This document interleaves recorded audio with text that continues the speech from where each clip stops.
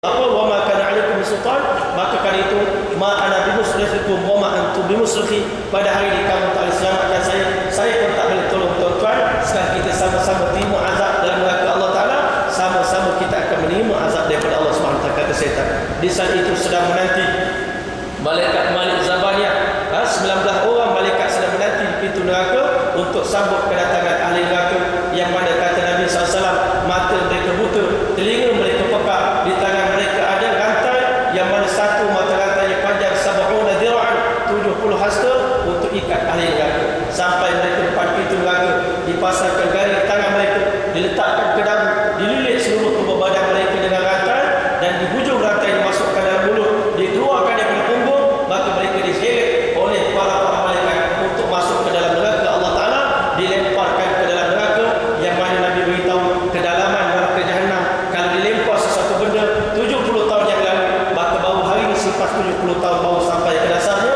Itulah azab yang akan ditemui oleh mereka yang gagal dalam penghisaban di hadapan Allah Subhanahu wa taala. Sementara ahli syurga, mereka akan duduk diberikan layanan oleh Allah Taala.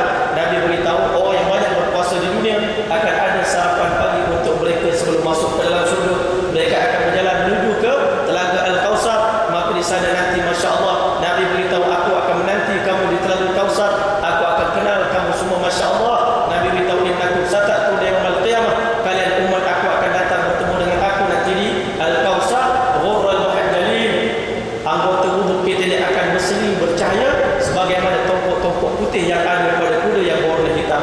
Maka di saat itu masya-Allah Nabi akan sambut kita dengan penuh kegembiraan, dengan penuh keriangan. Nabi bangga dengan umatnya. Semua umat akan datang tengok Nabi daripada jauh, mengalir air mata mereka. Assalatu wassalamu alayka ya Rasulullah, assalatu wassalamu alayka ya Habibullah, assalatu wassalamu alayka ya khair khalqillah, assalatu wassalamu alayka ya rahmatan lil alamin, assalatu wassalamu alayka ya syafi'al mudhnibin. Daripada jauh semua umat beratur untuk berjumpa dengan Nabi. Nabi beritahu pada malam Isra dan Mi'raj, aku dah tengok Telaga Kausar yang Allah berikan untuk aku, tebingnya daripada kasturi, airnya sejernih warna perak, dan di atasnya Allah ciptakan sebuah kubah yang diperbuat daripada mutiara. Allah sediakan gelas banyak bintang di langit untuk aku bagi minum kepada umat aku. Siapa yang di kalangan umat aku dapat minum air Telaga Kausar, syurbatan seteguk, la yazma'u ba'dahu abada, dia tak akan merasa dahaga lagi untuk selama-lamanya. Nabi akan bagi minum semua orang di kalangan umat dia. Tetapi pada saat itu ada sekumpulan umat ketika mana mereka datang mendekat kepada Rasulullah, malaikat tahan mereka daripada mendekati Rasulullah. Wahai malaikat, hadza ummati, mereka umat aku.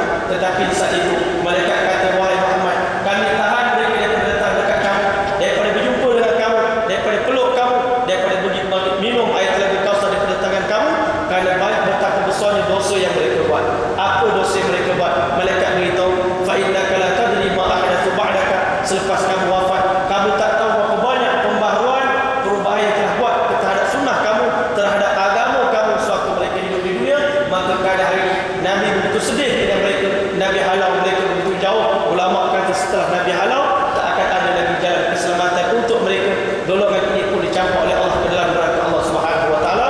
Akhirnya Nabi Muhammad orang pertama menyeberangi tiang sirat sampai di seberang sana. Di sini ada amanah dan silaturahim menunggu di depan orang kata telaga jambatan tiang sirat, yang mana kata Nabi perjalanan memakan masa 1500 tahun perjalanan, 500 tahun menaik, 500 tahun menurun, 500 tahun mendatar, yang mana halusnya tiang sirat lebih halus daripada rambut dan lebih tajam daripada mata pedang. Maka di saat itulah kata Imam Qurtubi, bayangkan ketika mana malaikat beritahu, sekarang giliran kamu untuk melintas tiang sirat. Apa berlaku kepada kita semua pada ketika itu? Sebab itulah satu hari Abdullah bin Rawahah menangis di rumah dia. Waktu tahajud menangis dengan teresa-esa. Isteri tanya, isteri pun tengok suami menangis, isteri pun menangis. Maka suami tanya, wahai isteri, mengapa kamu menangis? Saya menangis kerana kesian tengok abang menangis teruk sangat. Tetapi mengapa pula abang menangis? Maka dia kata, abang tak pasti ketika mana abang melintas tiang sirat, sama ada 1500 tahun itu selamat diseberangi ataupun tidak. Ini keadaan yang berlaku kepada para sahabat.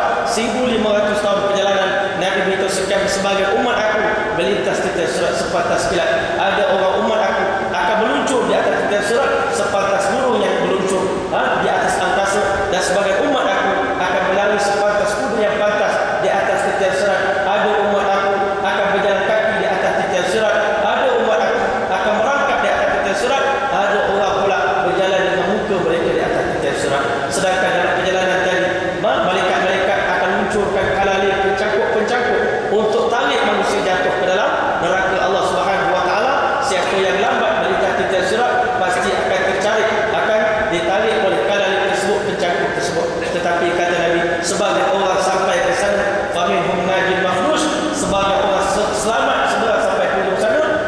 habis luka parah tubuh badan dia. Ada orang sampai urusan lengan dah putus, ada orang dada terburai, ada orang perut terburai, ada orang sampai urusan kaki dah putus. Ini akibat daripada Masya Allah buruknya nak melintas titian surat Masya Allah. Maka sebab itulah tuan-tuan rahmat Allah, cerita kita berhenti sampai di situ saja. Kalau nak sambung masuk surga nanti banyak pula.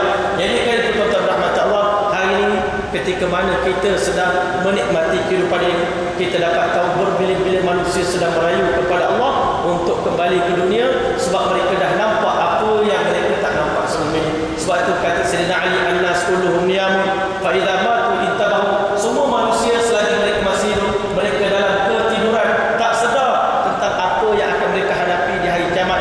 Sedangkan di dunia kalau kita nak jalan pergi Penang daripada KL, macam mana persiapan kita buat? Apa persiapan kita buat? Kereta kita tengok tayar dah licin, kita akan sambut suruh tukar tayar walaupun duit tak ada. Kalau kita nampak kereta kita ni Masya Allah minyak hitamnya dah begitu, lama kita pakai, kita akan suruh servis segala-galanya, sebab kita takut dalam perjalanan ada masalah. Dan kalau kita mengantuk, kita akan rehat dulu sebelum kita mulakan perjalanan.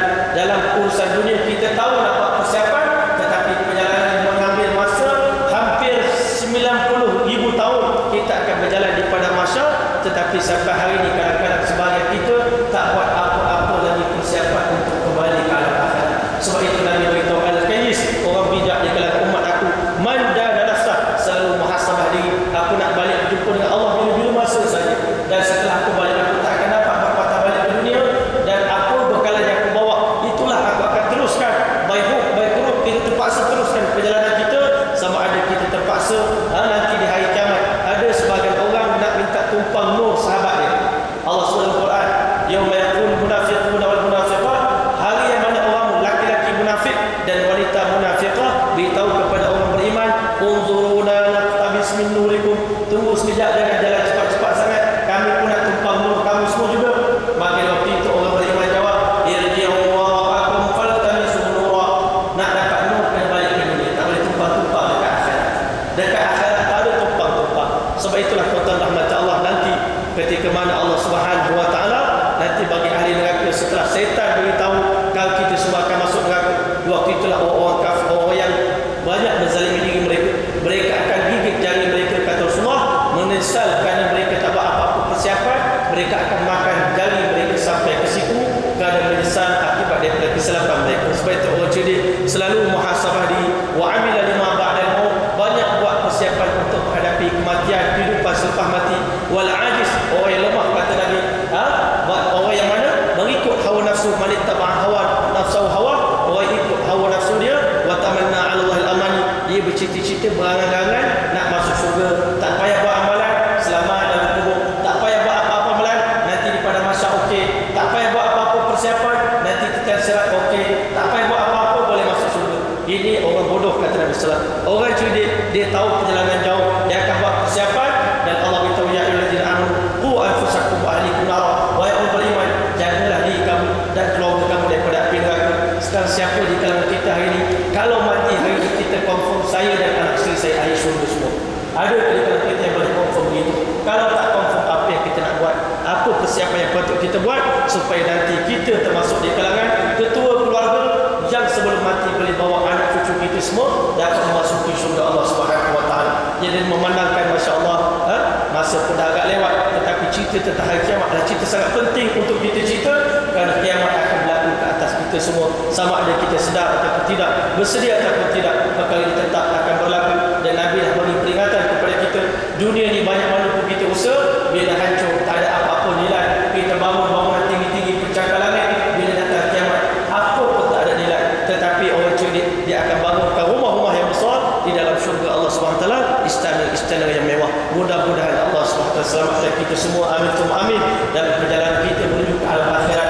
Di dalam kubur Allah selamatkan kita, di padang mahsyar Allah selamatkan kita semua, di titian sirat Allah selamatkan kita, Allah pelihara kita daripada kejahatan api neraka, dan Allah SWT jadikan kita semua sebagai calon-calon ahli syurga. Mudah-mudahan dengan berkat doa dan fikir kita, dengan berkat usaha kita, insya-Allah mudah-mudahan kita akan dihimpunkan bersama dengan Nabi kita Muhammad SAW di dalam syurga Jannatul Firdaus nanti, amin summa amin. Sekian doa qul hadza wa astaghfirullahal azim wa li wa lakum wa lisa'il muslimin wal muslimat fastaghfiruhu innahu ghafurur rahim. A'udzu billahi minasy syaithanir rajim. Bismillahirrahmanirrahim.